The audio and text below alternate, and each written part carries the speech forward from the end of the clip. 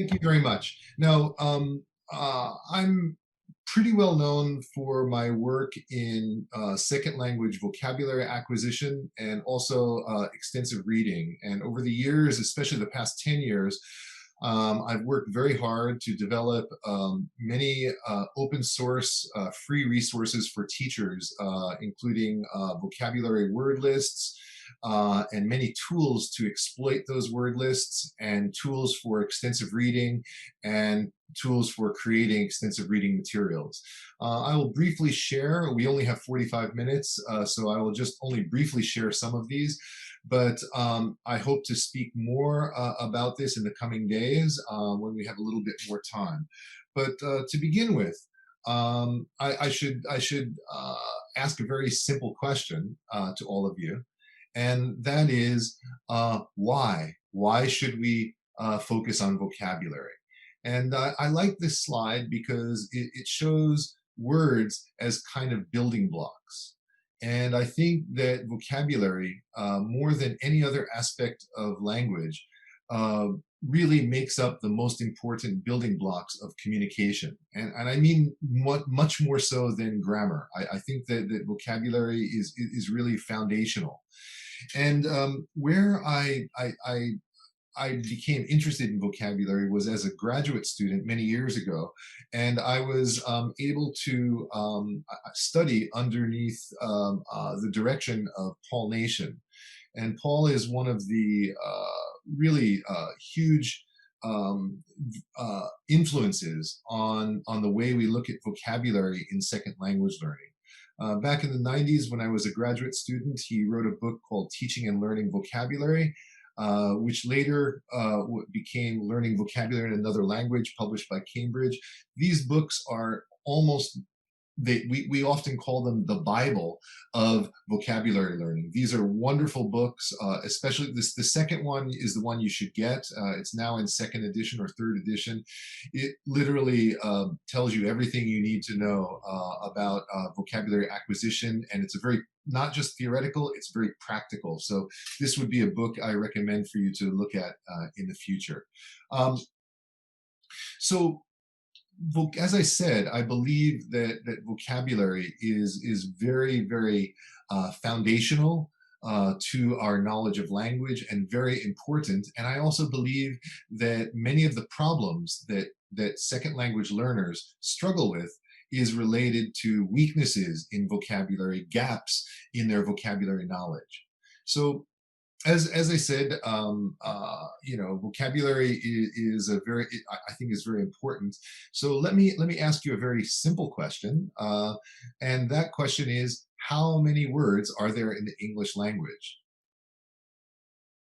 Please think about it for a minute. Put a number in your mind. 26. 26? More than 26? More than 26, maybe. I think it's around 100,000. 100,000 is quite a good guess. If you look at the Oxford English Dictionary, which is the largest dictionary of English right now, they list about 600,000 words, but actually it's in the millions, because 600,000 words means word families. So if we take the word accept, accepts, acceptable, unacceptable, accepting, those 5 words would be counted as one word in the dictionary. So 600,000 if we are looking at word families, millions if we count each word separately. So quite a huge number of words in the English language. Now, the second question to ask is, of these 600,000 words, how many words does a native speaker know? So when I say native speaker, I mean someone like me who was born in an English-speaking country, somebody who grew up and went all the way up to college level. So a native speaker who graduated from college, how many of the 600,000 do you think?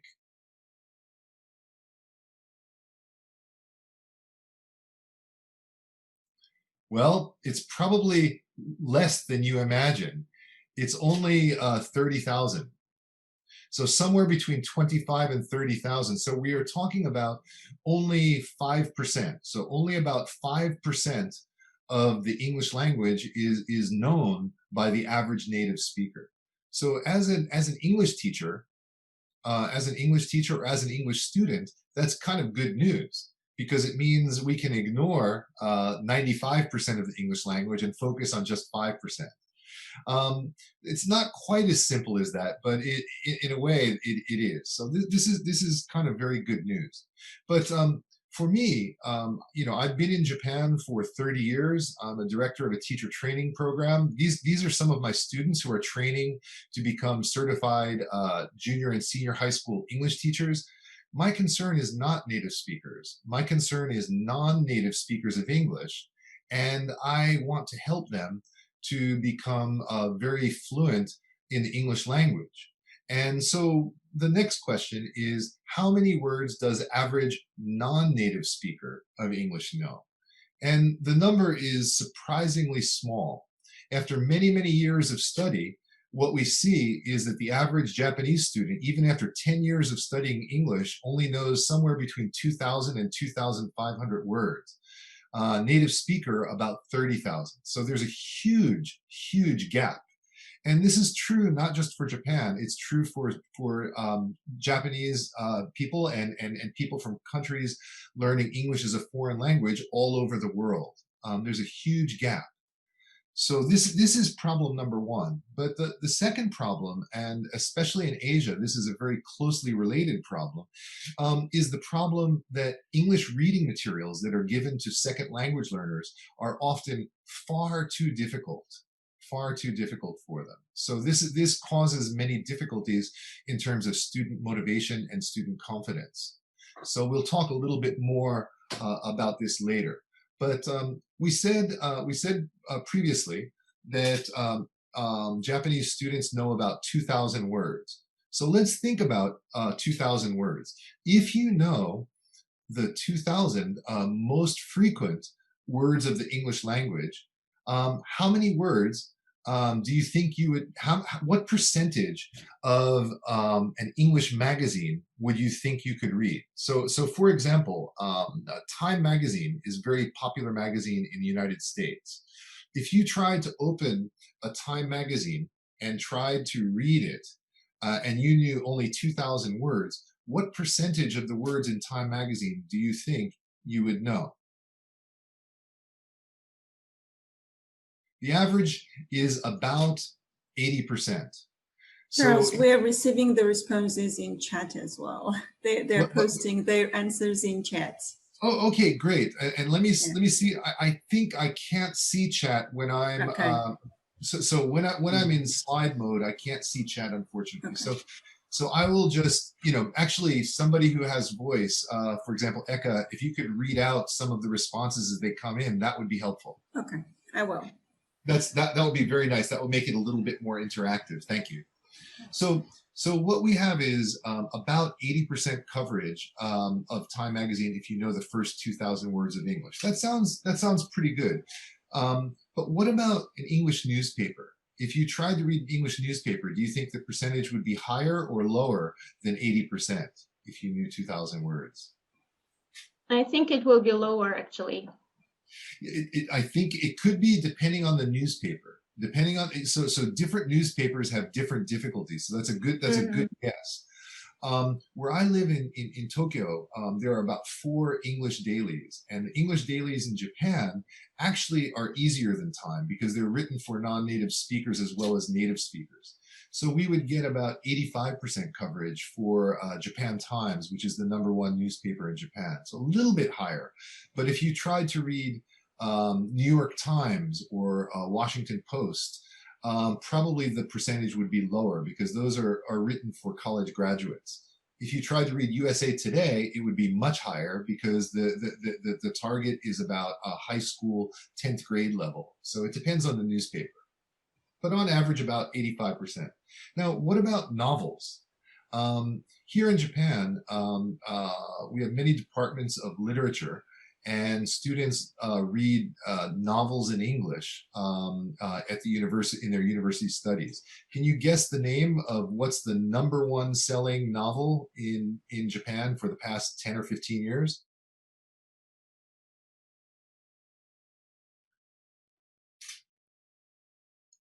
It's Harry Potter. Harry Potter, yeah, we had Harry Potter is very popular in Japan. Even after many years, it's still the #1 selling novel. For Harry Potter, what do you think for 2,000 words? 80%, 85%, higher, lower? Any guesses? I think Lower. lower than, yeah, for sure lower than 85. Well, that would be a good Somewhere. guess because in Harry Potter there are many fake words. You know, for example, Kiddish, the sport where they fly on brooms. They fly on brooms like soccer. There are many fake words in Harry Potter, but actually, you'll be surprised. The coverage is 90%, and with my word list, the NGSL, it's 94%. The reason is that J.K. Rowling, the author, she targeted 10-year-olds. So she wrote with very easy English, even though there's difficult words here and there. Overall, it's quite easy. Now, that's with 2,000 words for 3 different kinds of native speaker material. So we looked first at Time Magazine. Second, we looked at newspapers. And third, we looked at Harry Potter. Those are all for native speakers. Now, as I said, in non-native speaker, reading materials are very difficult. And this is some research I did a few years ago. But this is the Ministry of Education approved #1 selling high school textbook in Japan for teaching English, and the coverage is only 75%. So in other words, trying to read a high school textbook in Japan is harder than reading Harry Potter or Time Magazine or a newspaper. And this is why we have a lot of difficulties in Japan, because the state approved English teaching materials are quite difficult. Now, connected with this is another issue, which is that many teachers tell their students, when you're reading a book, please do not use a dictionary, right? They say, please don't read a dictionary. Please instead try to guess from context, right? So if you are reading a magazine or if you're reading a newspaper, here's another question. What percentage of the text must you be able to understand to be able to read and guess from context? 50%, 60%, 70%? What do you think? Maybe 60. At Maybe least we have the 65 answers. to 70. 70. Yeah. So 70. 60 or 70% is what most teachers will guess. 50 or 60 or 70% is what most teachers will guess. Now, this is a plenary, and I'm supposed to be just speaking to you, but maybe you'll be surprised, but I'm now going to give you a test. Are you ready for a test? Yes. Now, the next slide is basically what a college textbook looks like if you know 75%. So this is higher percentage than all of you guessed. You guessed 60% or 70%.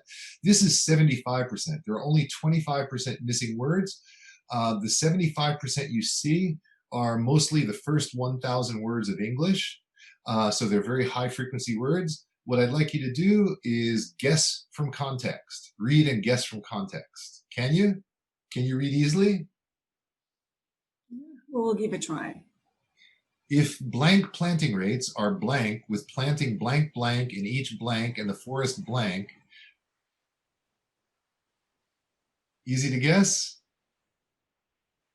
I don't think so. Is it like maybe a little bit difficult to guess? It is quite difficult. It's quite difficult, I think, is very, very generous. I would say it's almost impossible. Yeah, we have the answers. No way. Yes, and I think no way is correct. And so 75%. Would you agree with me that this is what a high school textbook looks like for a Japanese student? 60 or 75% coverage. So you can imagine that they struggle. Now, this is the first 1,000 words of English. Now, let's jump up to the top 2,000 words. That means the percentage should go above 75%. And indeed, this is what we have. Now we're at 85%. The yellow words are the words between 1,000 and 2,000. So now we have less blanks. It should be easier to read and guess from context. Can you read and guess from context now, or is it still difficult?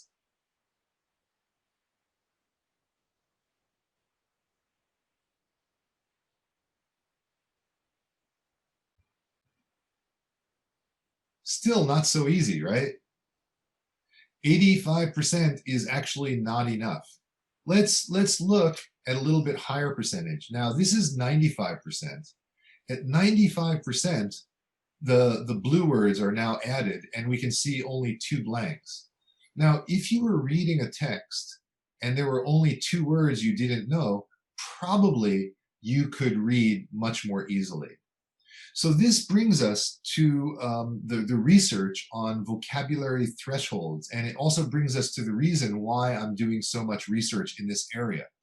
What we know from the research is that if you know less than 80% of the words when you are reading, it's basically impossible. And I think most of you could experience that.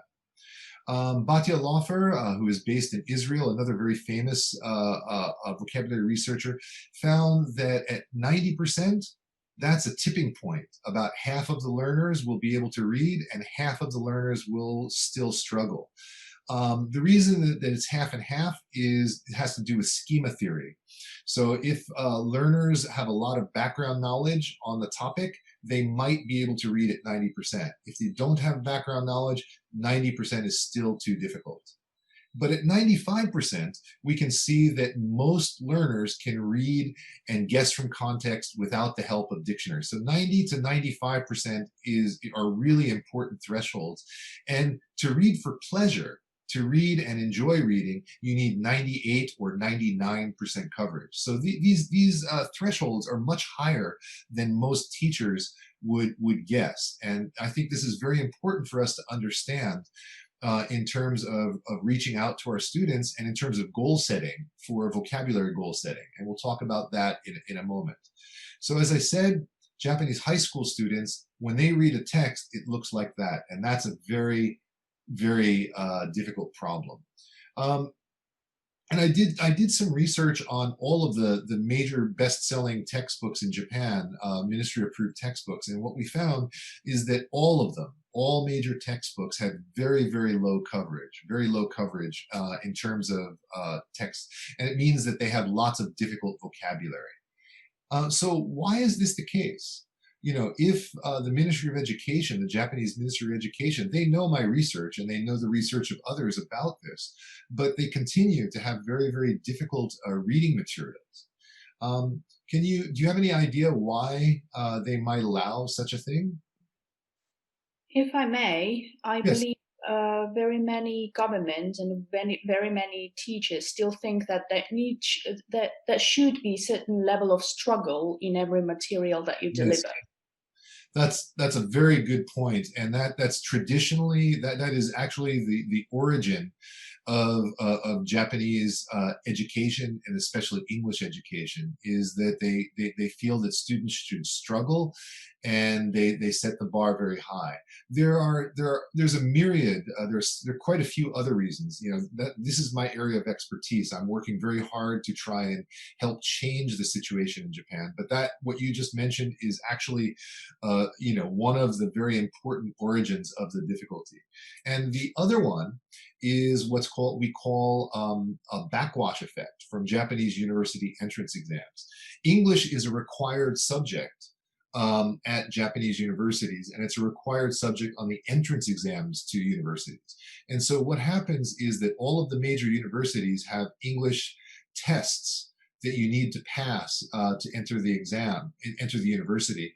And these are some of the top 10 universities in Japan, and what we can see is that every one of them has coverage of less than 80% with 2,000 words. So that red line at 80%, all native speaking materials would be above the line. Time magazine and newspapers and Harry Potter would all be above the red line, but Japanese university entrance exams are below.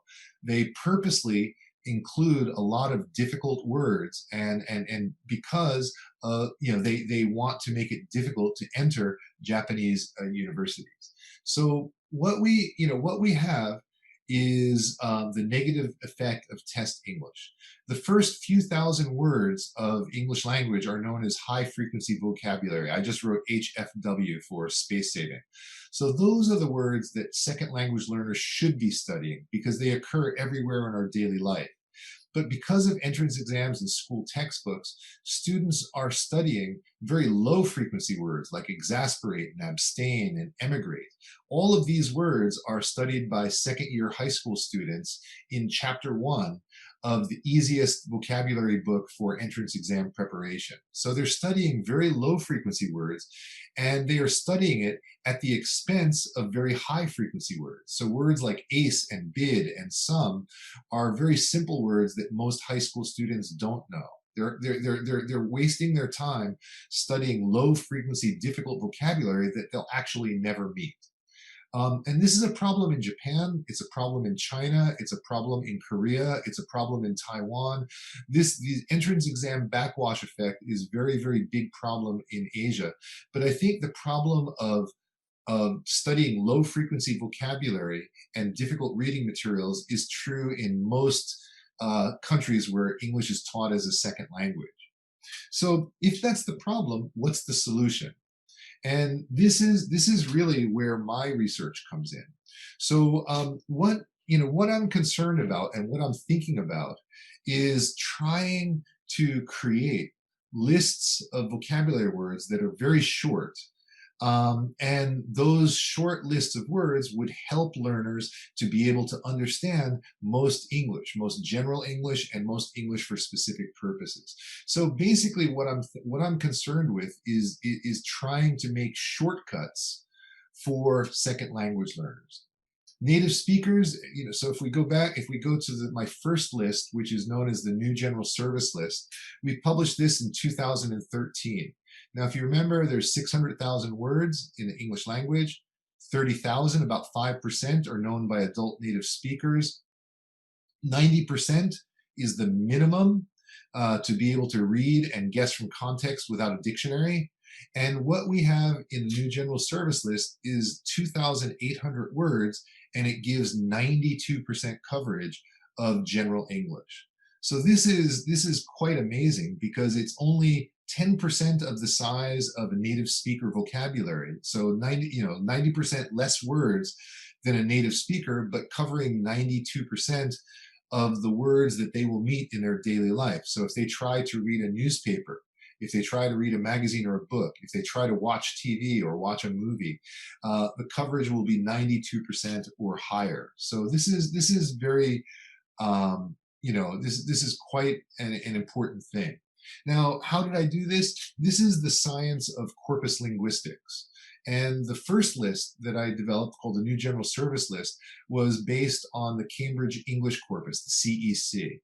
And what we did is we took a subsection of the CEC of about 273 million words, about 10% of the corpus, and we tried to take subsections that we thought would be useful for second language learners. So books and magazines, fiction and nonfiction, radio and spoken English, learner English, and so on. And we were able to come up with a very, very short list that offered tremendous coverage. Now, why is this possible? The reason that we can do this, the reason that this is possible is because of something called Zipf's law. And Zipf's law is a mathematical model created by George Zipf more than 100 years ago. And if I put it in words, it's this. It basically says that frequency decreases with rank. And more precisely, frequency is inversely proportional to rank. Got it? No. Most people, even if they read this, even if you read it in simple English, it's still kind of hard to understand. So what I'm going to do is I'm going to show you one or two slides to try and help demonstrate what it is. Does anybody know what the most frequent word in the English language is? Any guesses?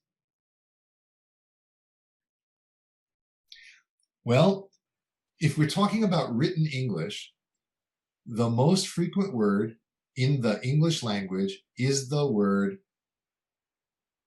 So we have here personal pronouns listed. He, I, the Yeah. article. Yeah, well, The definite article is given if there you in the answer.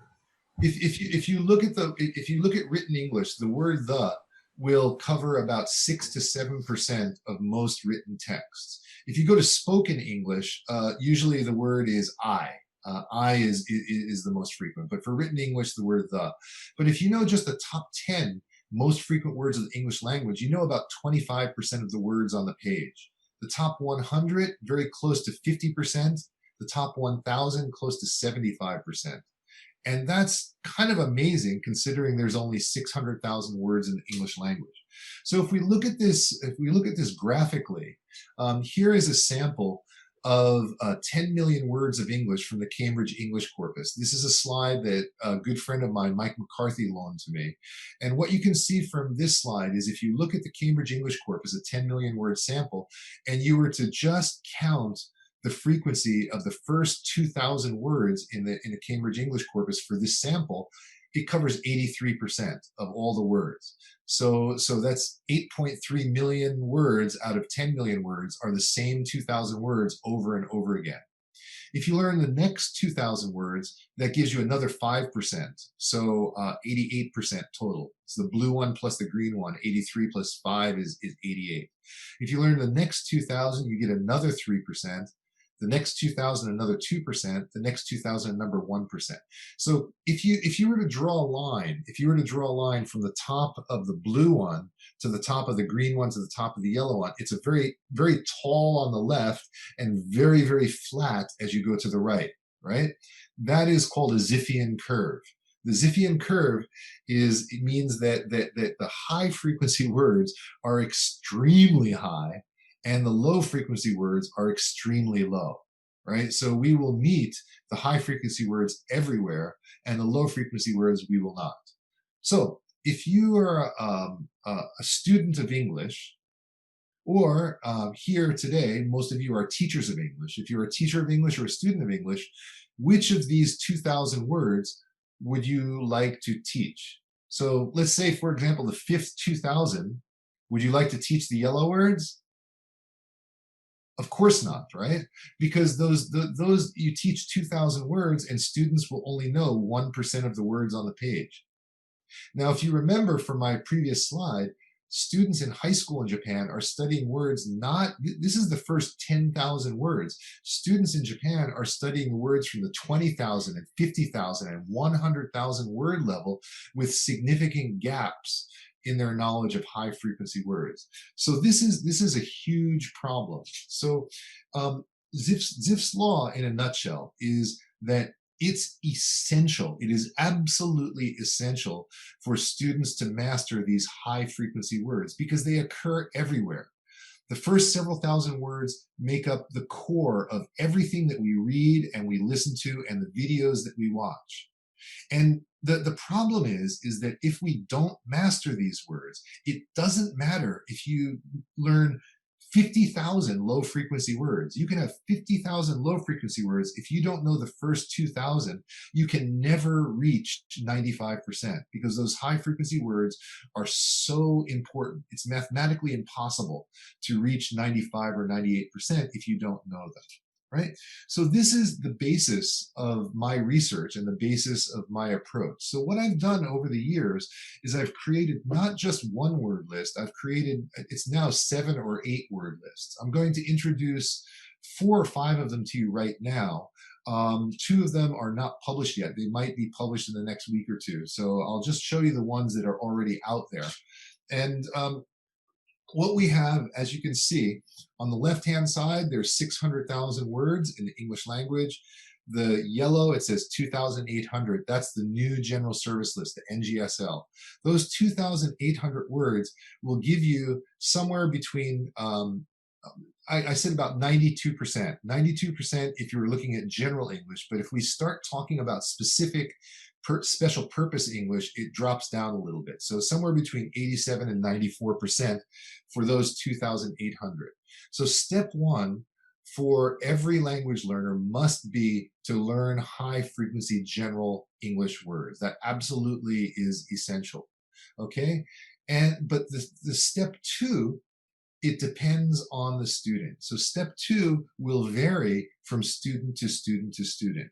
So if you are a student who is studying at an English-speaking university, so for example, if you're from Georgia and you go to the UK university for school, there is a kind of English that's used inside of universities called academic English. And academic English is very different than general English. We use many difficult words to describe academic phenomena, certainly in the sciences, but also in every genre.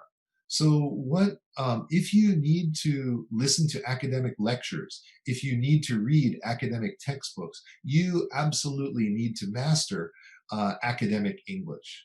So what we've developed is a list of 960 academic words that gives quite good coverage in academic settings. So let me just, so this is our new academic word list, which was published in 2013 as well. The academic word list is based on a slightly different corpus. We took about 248 million words of academic English from the Cambridge corpus, but we also added 3 million words of oral academic English because we know that students struggle with lectures. So we used the Michigan Corpus of Academic English, the MyCase corpus, and we also used the British Academic Spoken English corpus called BASE. We also did a survey of textbooks, and we created a corpus out of the 100 top-selling academic textbooks, and that was the makeup of the academic corpus. And so when I say modular in the title of my talk, what I mean is putting together different pieces. Here in academic English, piece number 1 is the NGSL, piece number 2 is the academic English. So if we look within the 283 million word academic corpus, we can see that we're getting only 86% coverage for the NGSL because academic English is very different, but the 960 academic words brings us back up to 92%. So very nice, solid coverage for a very small number of words. The same thing goes for our TOEIC list. TOEIC is a very important test of English, a proficiency test made by ETS, English Testing Services out of Princeton, New Jersey. And many people in Asia and other countries need to pass this exam. It's supposed to be a test of business English. I don't necessarily agree with that, but it's a high stakes exam that many students struggle with. So a few years ago, I and my colleague, Dr. Culligan, we worked on another corpus of TOEIC English, and we published something called the TSL, a TOEIC service list. So here we took many TOEIC examination books and many other kinds of TOEIC preparation materials and made a corpus. And what we were able to get was extremely high coverage for the TOEIC exam, 99% coverage if you know step 1 of the modular approach, the NGSL 2,800 words plus 1,200 TOEIC words. So only 4,000 words, 99% coverage of the TOEIC exam. Why could we get such a high coverage compared to academic English? Because TOEIC exam is test English. It's not real English. Test English is very narrow and very easy for us to define as corpus linguists. It's not the same as general English, and certainly it's not the same as academic English. Academic English, if you look in your university, probably you have 20 or 30 different departments, right? Each department has its own vocabulary. So it's very difficult to get high coverage because we are covering so many different genres. With TOEIC English, we're not doing that. It's very narrow. But TOEIC is supposed to be business English, but it's not. So the same year that I published TOEIC to help students to pass the TOEIC exam, the same year I published another list called the business service list for real business English. TOEIC is test business English. This one, the business service list, is for real business English. So what we did is we created a corpus that consisted of business magazines, business newspapers, business web pages, business textbooks. And this is business English as is it's experienced in the real world. And we were able to get about 97% coverage for the new general service list plus the plus the BSL. So again, 4,500 words, very short, very efficient set of word lists, and we got very high coverage.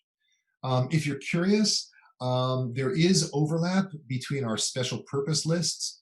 The new general service list does not overlap with any of these. We always consider the new general service list as step one. So if you can see the next slide, new general service list does not overlap. That's always step one. Those are general English words.